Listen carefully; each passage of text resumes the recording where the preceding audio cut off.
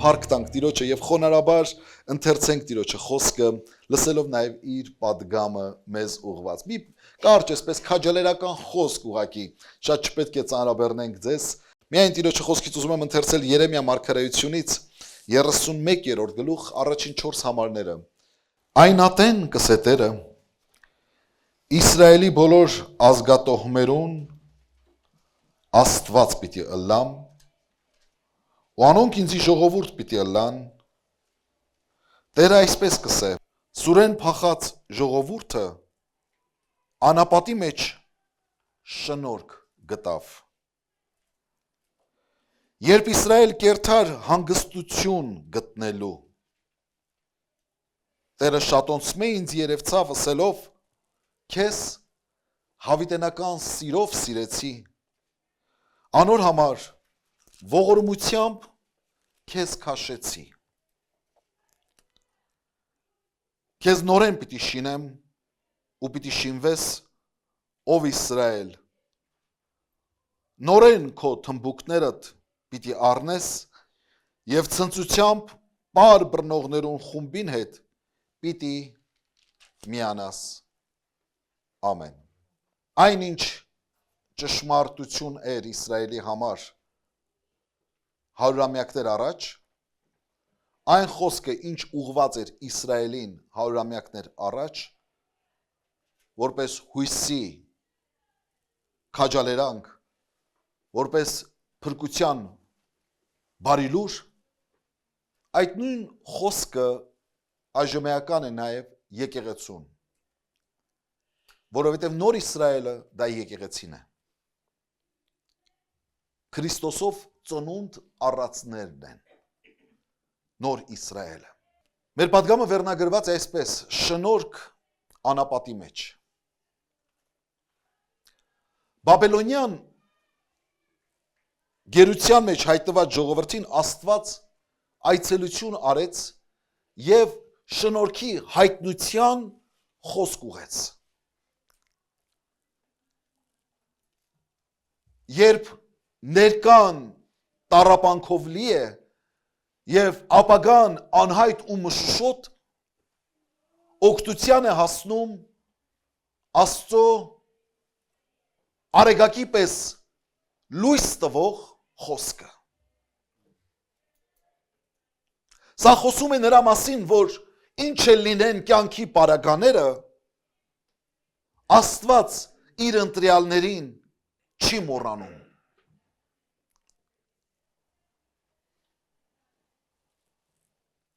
Աստված իր խոսքով հիշեցնում է, որ մենք մոռացված չենք եւ ավելին սիրված ենք։ Սուրից փախած ժողովուրդը, սրից փախած ժողովուրդը, առաջին իմաստով այն վերաբերում էր Իսրայելին, որ գերության էր տարվել, որ հազիվ մազապուրծ էին եղել ֆիզիկական ոչնչացումից եւ անապատով գնում էին հանգստություն գտնելու։ Ինչ է մեր կյանքը, եթե ոչ փախուստ մահից։ Ինչ է մեր կյանքը, եթե ոչ փախուստ տառապանքից, ցավից։ Ինչ է կատարվում շուրջ բոլորը։ Ամեն օր արթնանում ես, ինչ որ մի նոր լուր ես լսում եւ սարսափում ես։ Թե ինչ է կատարվում աշխարհում։ Մեր հարևան երկրում, մեզանից հեռու թվացող ուրիշ մեկ երկրում։ Սակայն սատանայի գործելակերպը չի փոխվել։ Եվ այդ սուրը, որի ժամանակին փախտում էր Իսրայելը, միշտ կախված է մարդկանց գլխին։ Նույն Երեմիա մարգարեն 30-րդ գլխում 5-րդ համարի մեջ ասում է. սոսկալի ձայն մը լսեցինք, վախ կա ու խաղաղություն չկա։ Վախ կա ու խաղաղություն չկա։ Նույն ձայն այսօր էլ չի լսվում։ Որքան էլ ասենք խաղաղություն է, մենք գիտենք Աստծո խոսքից, որ աշխարհս անհաստատ հիմքի վրա է դրված։ Եվ կորուստը հանկարծակի պիտի գա։ Ինչ է մեր փնտրածը, եթե ոչ խաղաղություն։ Ինչ է մեր փնտրածը, եթե ոչ հանգիստ։ Երկրորդ համարն ասում է սրից փախած ժողովուրդը անապատի մեջ շնոր գտավ, երբ իրենք կերթային հանգստություն գտնելու։ Սրից փախած ժողովուրդը անապատով գնում էր հանգստություն փնտրելու։ Մեր կյանքն էլ մի անապատի նման է։ Քրիստոնյայի կյանքն էլ մի անապատի նման է։ Ինչպես Իսրայելը անապատով անցնում էր հանգստություն էր փնտրում Եգիպտոսի գերությունից, Բաբելոնի գերությունից, անապատով էր անցնում, այդպես եւ մեր Տեր Հիսուս Քրիստոսը ասաց, որ նեղ է այն ճամփան եւ նեղ է այն դուռը, որ դեպի կյանք է տանում։ Ծանր, փշոտ, քարքարոտ։ Այսինքն նույն անապատը հեշտ չէ հավատացյալ մարդու համար այս աշխարհի վրա ապրելը։ Որովհետեւ ապաշխարություն նշանակում է հակառակ աշխարհին ընթանալ։ Եթե աշխարհի ուղղությամբ ընթանայր, հեշտ կլիներ։ Բայց երբ որ դու ապրում ես աստվածային սկզբունքներով, ավետարանի խոսքի սկզբունքներով, հեշտ չէ այն, դժվար է, եւ մեր հոգին փափագում է այդ հանգստին։ Դու էլ, ես էլ այդ հանգիստ ենք փնտրում։ Մեր բոլոր ջանքերը, մեր բոլոր մակարոնները աշխարհի վրա, աշխատանք, ուսում, սեր, ընտանիք, մի նպատակ է փնտրում, մտքի, հոգու եւ մարմնի քիչ թե շատ հանգիստ։ Սա է մեր ուզածը, մի փոքր հանգիստ։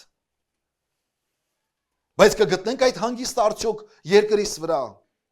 կա հավատացյալին հանգիստ աշխարհիս վրա։ Աշխարհը կարող է Աստծո զավակին հանգիստ խոստանալ։ Հոբը իր գրքի մեջ ասում է 3-րդ գլուխ 25-26 համարներում, ասում է. «Վասնսի ինչ բան է, որ շատ կվախենայի, ան ինձ հանդիպեցավ։ Եվ ինչ բան է, որ երկյուղ ունեի, ան ինձ հասավ։ Ոչ խաղաղություն ունեմ, ոչ հանգստություն եւ ոչ հանդարտություն, բայց թշվառությունը ին վրա է գալիս։ Ինչից որ վախենում էի, այն ինձ հանդիպեց, այն ինձ հասավ, այն ինձ հանդիպեց»։ Երեք Facebook-ս էջը թերթելով տեսա, որ իմ շատ սիրելի հովիվ եղբայրներից մեկը օրեր առաջ իր զավակին է կորցրել, իր որդուն է կորցրել, պատանի տարիքում, երիտասարդ, գեղեցկադեմ, սիրուն մի հատ լավ անուշ տղա։ Եվ այսպես ցնցված նայում եմ, կարդում եմ այս լուրը, եւ ասում եմ Աստված իմ, ինչու համար ես եղբորս հանդիպել այս ցավը։ Մարդ, որ ես գոնե 30 տարուց ավել ճանաչում եմ իրեն,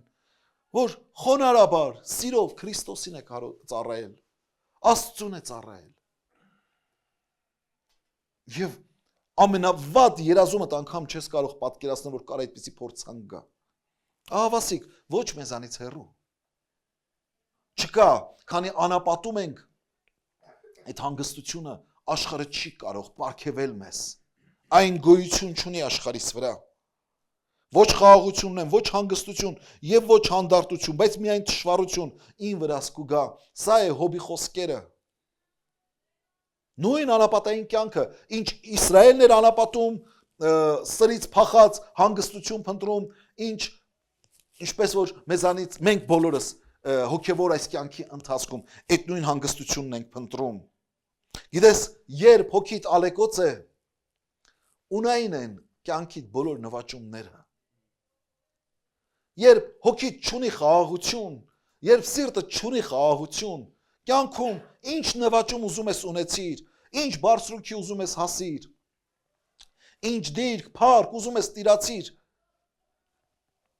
դատարկ է, ունայն է, անիմաստ, աչքիդ ոչինչ չի գալիս, երբ սիրտդ հանգիստ չէ։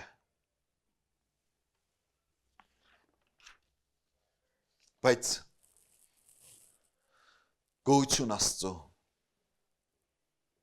որ իր շնորհքը հասանելի է իր ժողովրդի համար։ Անապատի մեջ իր շնորհքը հասանելի է։ Խոսքն ասում է, սրից փախած ժողովուրդը անապատի մեջ շնորհք գտավ։ Երբ Իսրայելը գնում էր հանգստություն փնտրելու կամ հանգստություն գտնելու, շնորհք գտավ, ճանաչիր այն շնորհքը, որ հայտնված է քեզ։ Մինչ մենք մտանք նոր կյանք, կարծես նոր տարի ենք մտել, մենք չգիտենք այս տարին ինչ անակնկալներ ունի մեզ պատրաստած։ Ինչ սպասենք, ինչ է սպասվում աշխարհին, ինչ է սպասվում քեզ, ինչ է սպասվում ընտանիքիդ, ինչ է սպասվում մեր երկրին։ Անհաստատ է ամեն բան, սիրելիներս։ Վայ մեզ, եթե մեր հույսը դրել ենք մարդու վրա, վայ մեզ, եթե մեր հույսը դրել ենք այս աշխարհի վրա։ Բայց կա մի ողորմություն, որ երկնքից է իջնում մեր վրա, եւ այնն է Աստծո շնորհքը։ Իսրայելը շնորհք գտավ։ Տերը շատոնցում է ինձ երևցավ, ըսելով. Քեզ հավիտենական սիրով սիրեցի, անոր համար քեզ ողորմությամբ քաշեցի։ Ինչ են կյանքիդ պարագաները, ես չգիտեմ։ Գուցե անապատային, գուցե դու էլ փնտրում ես այդ հանգստությունը, այս անապատի մեջ։ Իմացիր, որ Աստված ողորմություն է արել քեզ։ Աստված այցելել է քեզ եւ ինձ։ Ճանաչիր Աստծո այցելությունը։ Ճանաչիր Աստծո շնորհքը, որ քեզ եւ ինձ հայտնվել է։ Իրական հանգստությունը Տիրոջ սիրող գրկում է։ Սա է երկնային պարգևը, որ հայտնված է քեզ եւ ինձ։ Քեզ հավիտենական սիրով սիրեցի։ Դրա համար ողորմությունով քեզ քաշեցի։ Ճանաչիր Աստծո սերը եւ նրա հայտնված ողորմությունը։ Ինչ է նշանակում շնորհք։ Ասում է Իսրայելը շնորհք գտավ անապատի մեջ։ Ինչ է շնորհքը։ Շնորհքը դա Աստծո սերն է, արտահայտված իրեն քաշող ողորմությամբ։ Ինչ է քո փնտրածը, ինչի մեջ ես փնտրում քո հանգիստը։ Գիտիր, որ իրական ճշմարիտ հանգիստդ դա Աստծո սիրո մեջ է, այդ հայտնված սիրո մեջ է։ Սերն է, այս հավիտենական սերն է, որով սիրեց Աստված ինձ եւ քեզ։ Սերն է սկիզբը ամեն բանի, սերն է կյանքի սկիզբը, սերն է ուրախության սկիզբը, սերն է մաքարելու ուժը, այս սերն է, որ ծնեց ինձ եւ քեզ, այս սերն է, որ զոհեց իր կյանքը ինձ եւ քեզ ունենալու համար։ Աստված այնպես սիրեց աշխարհին, ասում է Տեր Հիսուս, որ միջև իսկ իր միածին որդուն տվեց, որով որ նրան հավատա չկորչի, այդ անապատում չկորչի, այլ հավիտենական կյանք ունենա։ Այնպես սիրեց, որ ողորմեց։ Ի՞նչն է ողորմությունը։ Ո՞րն է ողորմությունը։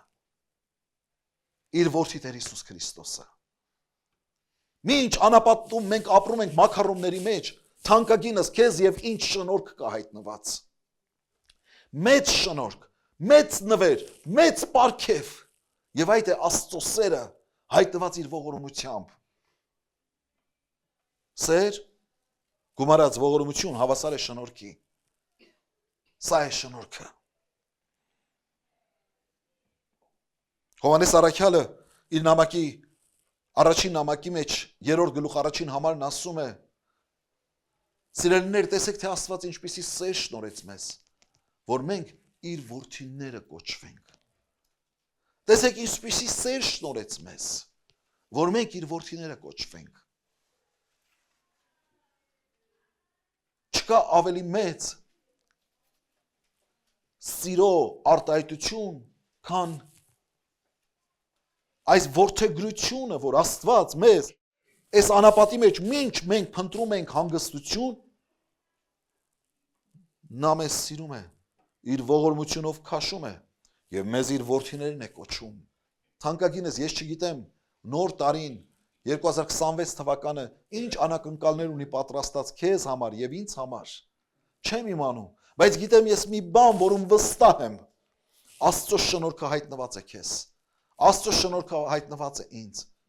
Եվ այն է Աստված ինձ եւ քեզ հավիտենական սիրով է սիրում։ Հավիտենական բառը նշանակում է, որ այն ժամանակավոր չէ։ Մարդկային սիրո նման չէ։ Մարդկային սիրո խոստումների նման չեն, որոնք այսօր սեր են խոստանում, վաղը իրավիճակ է փոխվում, պարագա է փոխվում, շահ է փոխվում,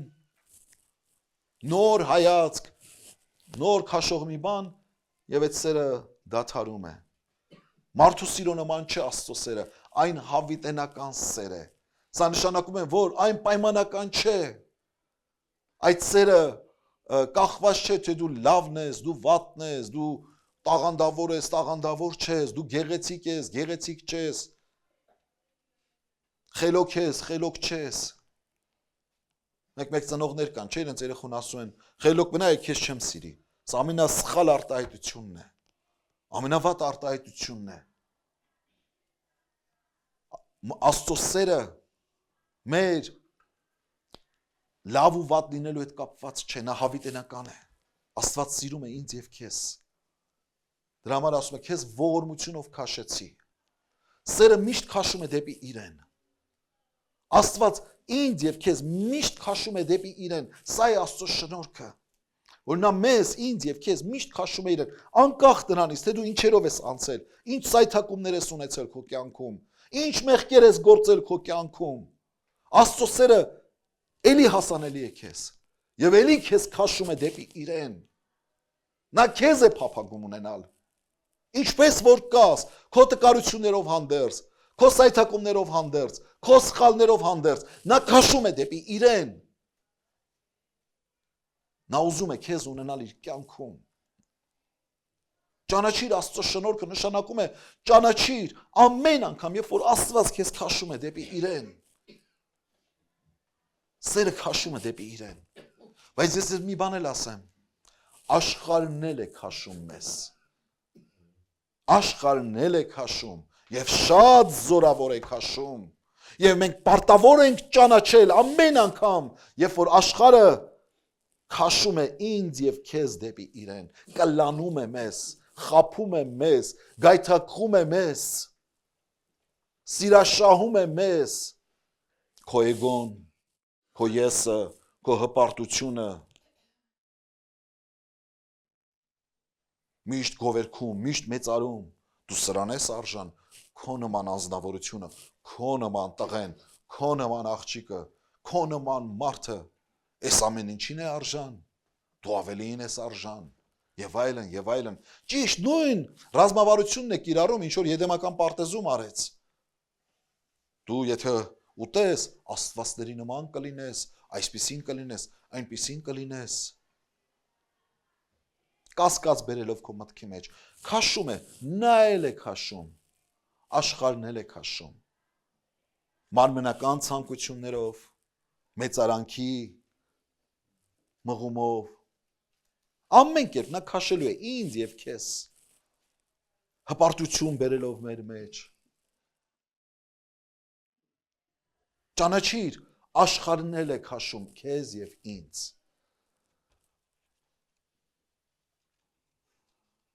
Զգուշ եղիր, որ չտրվես դրան։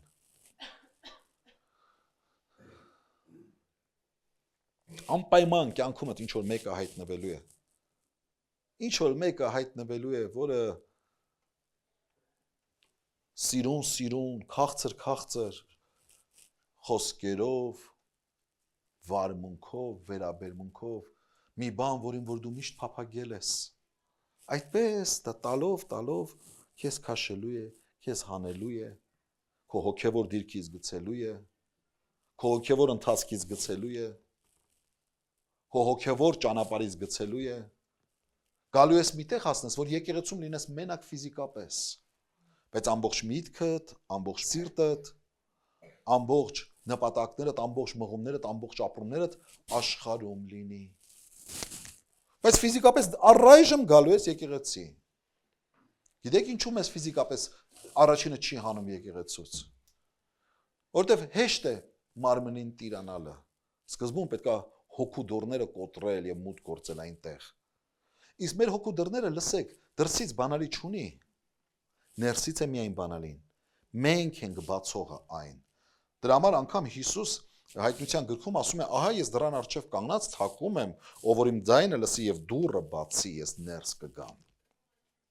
Այդպես եւ աշխարհը մուտք չի գործելու մեր կյանք, եթե մենք նրան տեղ չտանք։ Դրա համար առաքյալն ասում է, սատանային տեղ մի տվեք։ Սատանան երբեք տեղ չունի իմ եւ քո կյանքում, քանի մենք նրան տեղ չենք տվել։ Դրա համար ինչպես մենք պարտավոր ենք ճանաչել Աստծո շնորհքի հայտնությունը, որ իր սիրով քաշում է մեզ դեպի իրեն, այդպես մենք պետք է ճանաչենք աշխարհի կեղծ սերը ուղված քեզ եւ ինձ, որ նույնպես քաշում է։ Հիսուս սատանայի միսիան, առաքելությունը նկարագրեց այսպես, ասում է գող ուրիշ բանի համար չի գալիս, բայց միայն գողանալու, սպանելու եւ կործանելու։ Սրա համար է, այդ քաշելը մի նպատակ ունի։ Եթե Աստված քաշում է քեզ եւ ինձ իր սիրով, որպեսի կոտրվածը կառուցի, ինչպես կարդացինք եւ քիչ հետո էլի կկարդանք, որպեսի քանդվածը վերականգնի, որպեսի սուքդ բարի վերափոխի, գողը սատանան դրա համար չի քաշում, այլ գողանալու, սպանելու եւ կորսնցնելու համար։ Չկա մեկը, որը որ տրվել է սատանայի հրապույրներին, այդ քաշող ուժին եւ այսպես փառավոր, գեղեցիկ, ուրախ, երջանիկ չկա։ Սկզբնական շրջանում խաբուսիկ այսպիսի մի երևույթ կա, հետո կամած գալիս է տրտմությունը, կամած գալիս է ունայնության զգացողությունը, կամած գալիս է կործանումը։ Ուստի ճանաչիր Աստծո շնորհքը, անապատումդ հայտնված շնորհքը կարևոր չի։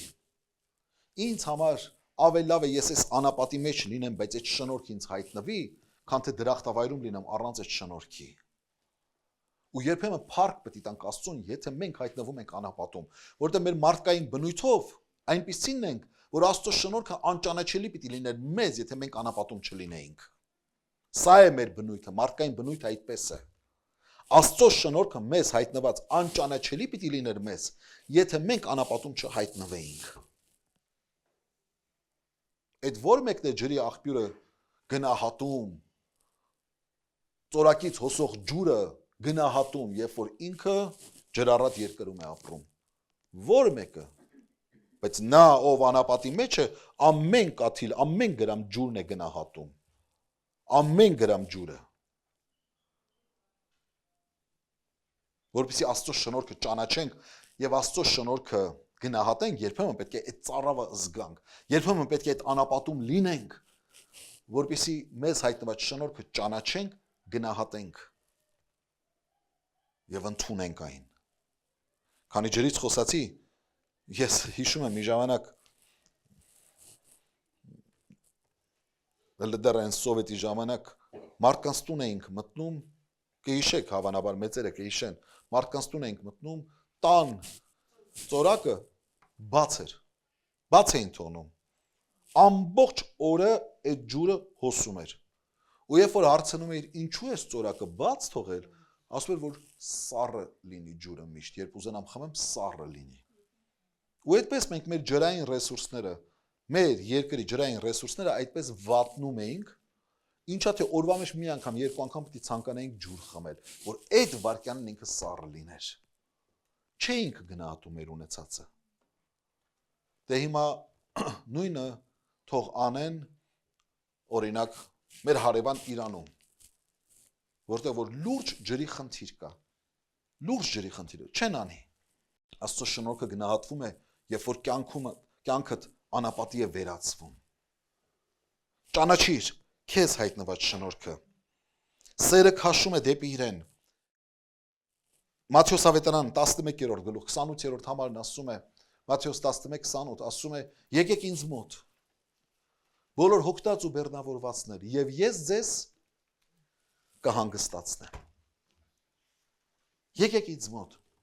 Նրանք, ովքեր որ հոգնած, բեռնավորված, չէ, հանգստություն են փնտրում։ Եկեք ինձ մոտ։ Այստեղ ասում է, քեզ հավիտենական սիրով սիրեցի անոր համար քեզ ողորմությամբ քաշեցի։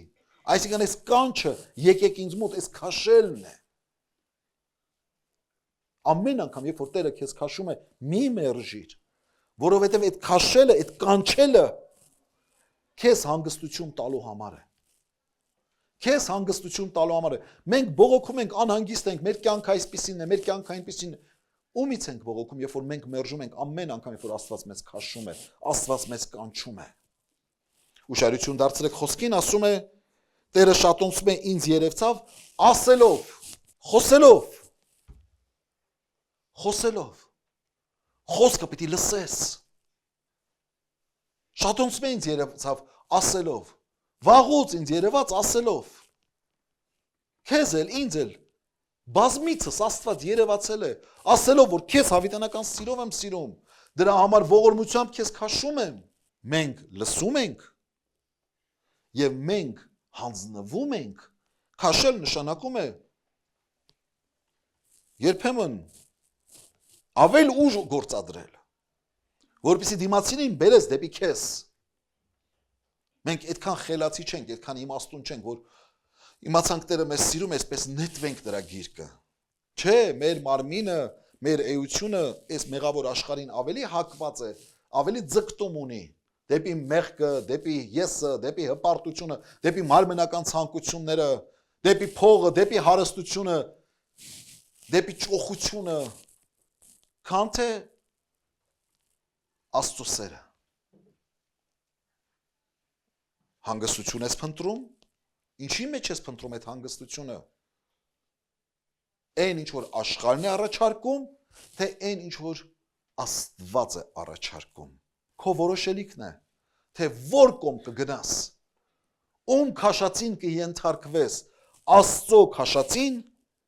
Աստծո կանչին, թե աշխարհի քաշածին, աշխարհի կանչին։ Հիսուսն ասաց. եկեք ինձ մոտ բոլոր հոգնած ու բեռնավորվածներ, եւ ես ձեզ կհանգստացնեմ։ Ես չեմ ճանաչում մեկը, իմ հոգևոր կյանքի արդեն կարող եմ ասել 35 տարիների ընթացքում, որ ճշմարտապես ենթարկված լինի, հանձնված լինի Աստծո այս հավիտենական սիրո քաշող բազուկներին եւ իր կյանքում երբևէ փոշմանած լինի կամ զղջացած լինի։ Օրհնյալ լինի մեր Տիրոջ անունը։ Որովհետև ամեն ով որ ենթարկվեց այս սիրուն, այս կանչին, նա զգաց իր կյանքում այդ հոգատարությունը, այդ հանգստությունը։ Պետրոս Առաքյալը իր առաջին նամակի մեջ 5-րդ գլխում 7-րդ համարի մեջ ասում է, առաջին Պետրոս 5:7, ասում է ձեր ամեն հոգսը նրա վրա ձգեցեք եւ անիկա պիտի հոգա։ Ձեր ամեն հոգսը նրան հանձնեք եւ նա հոգ կտանի։ Եվ փառք Տիրոջ, ես վկայում եմ,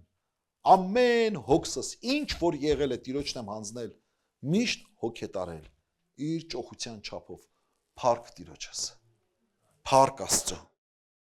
Սերը, որը քաշում է քեզ դեպի իրեն, դա է Աստծո շնորհքը։ Անապատի մեջ,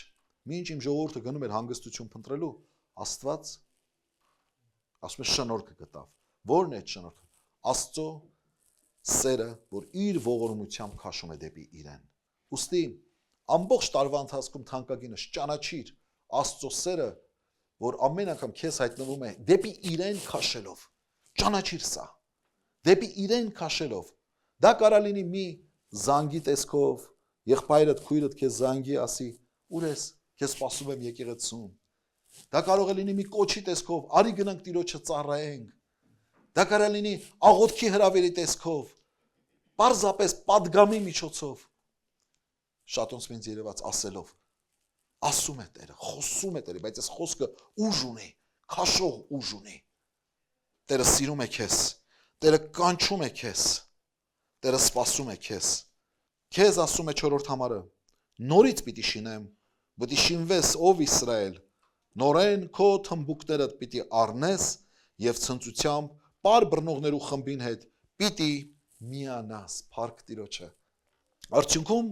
քանդվածը նորից կառուցելու է։ Ավիրվածը, հոգուտ ավերները, հոգուտ ցավերը, հոգուտ սպիերը բժշկելու է։ Քանդվածը կառուցելու է։ Սա իրական է։ Սա հորինվածք չէ։ Սա ճշմարիտ է, որ իրոք ավիրվածը, փոշրացածը Աստված վերակառուցում է, նորոգում է։ Ես կարիք չունեմ ապացույցների, որ Աստված հողու փոշից Ադամին ստեղծեց։ Գիտեք ինչու։ Որովհետև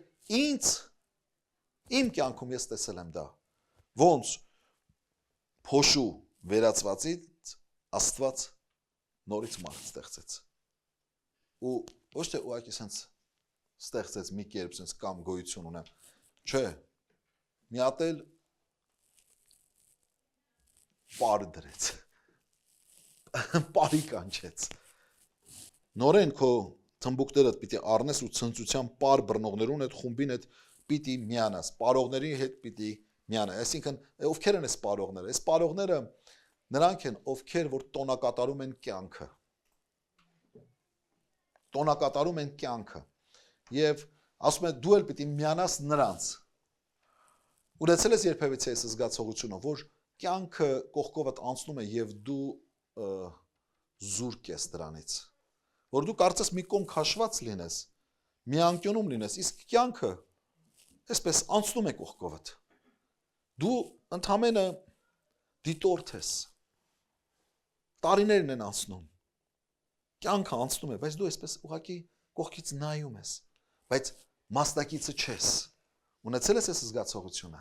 Ու դա կարող է շատ երկարատև լինի։ Քեզ հավիտենական սիրով սիրեցի, դրա համար քեզ ողորմությունով քաշեցի։ Քանդվածը պիտի վերակառուցեմ եւ պարողների հետ քեզ քո պարվել, հա, քեզ պիտի միացնեմ պարողներին, այսինքն կյանքը տոնակատարողների մեջ դու էլ պիտի լինես։ Հիմա ես չգիտեմ, էսի վարդապետության վերածենք թե չվերածենք, հիմա հարց է առաջանում, պարել կարելի է թե չի կարելի։ Ահա, տեսեք, եկանք մկրտական հողաշերտ, հիմա կարելի է պարել թե չի կարելի, այստեղ ասում եմ եւ ցնծության պար բռնողներուն խումբին հետ պիտի միանաս։ Ահա, տեսար, հիմա դե արի ասա ոնց պարեն, չպարեն, կարելի է չի կարելի։ Լավ, թողնենք մի կողմ էսի, կարևորը գիտենք, որ կյանքը տոնակատարողների հետ դու էլ բաժին ունես եւ Տերը կյանքդ վերադարձնելու, խինդդ վերադարձնելու է, ապրելդ ուզելու ես։ Ոչ թե մահդ ես ուզելու, այլ ապրելն ես ուզելու։ Առավոտյան արթնանալու ես ու ուրախանալու ես։ Ուրախանալու ես։ Երբ որ 26 թիվը եկավ, փառք ես տալու Աստծուն, ուրախանալու ես, որ կյանք է տվել քեզ Աստված։ Այդ կյանքը այլևս չի դառնալու քեզ համար բեր, ծանրություն, որի տակ ես այսպես կռանալու ես ու ընկնելու, փշրվելու, այլ ընդհակառակը կյանք նշանակում է երաժշտություն, կյանք նշանակում է ցնծություն, կյանք նշանակում է պար։ Այսինքն փառավորելու, Տիրոջը մեծարելու հիանալի առիթ ու հնարավորություն։ Աստծո հետ ապրած յուրաքանչյուր վարքյանը տոնախմբություն է։ Ուրեմն մի մերժիր Աստծո կանչերը այս տարի, ամեն անգամ, որ Աստված քեզ կանչում է, մի մերժիր։ Եբրայեցիս նամակի մեջ Աստծո խոսքն ասում է, երբ որ նրա ձայնը լսեք, ձեր սրտերը մի խսացեք։ Եբրայեցիս 3,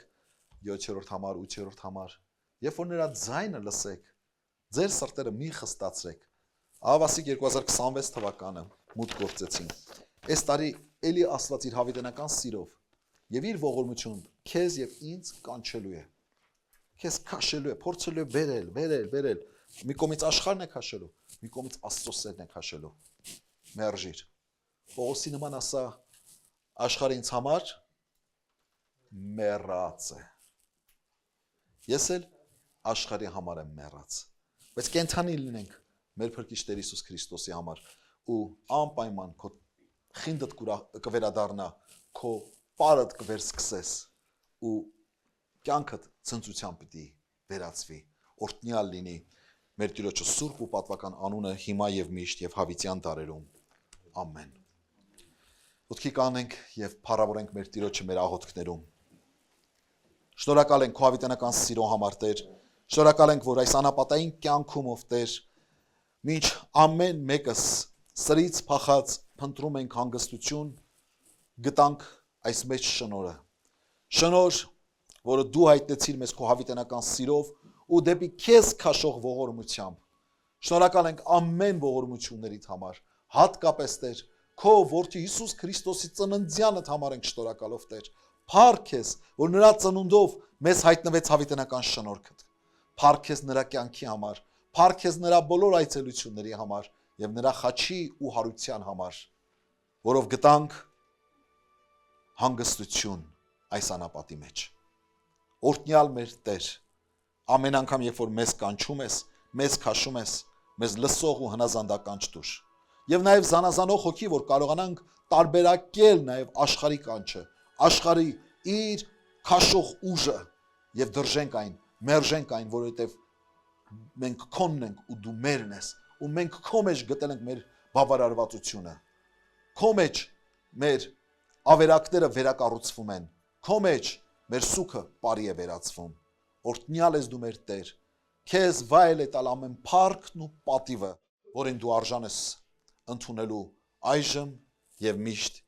եւ հավիտյանս հավիտենից։ Եվ հիմա մեր Տեր Հիսուս Քրիստոսի շնորհքը, Հայր Աստծո սերը եւ Սուրբ Հոգու աղոթակցությունը ձեզ հետ լինի։ Գնացեք Տիրոջ խաղաղությամբ։ Ամեն։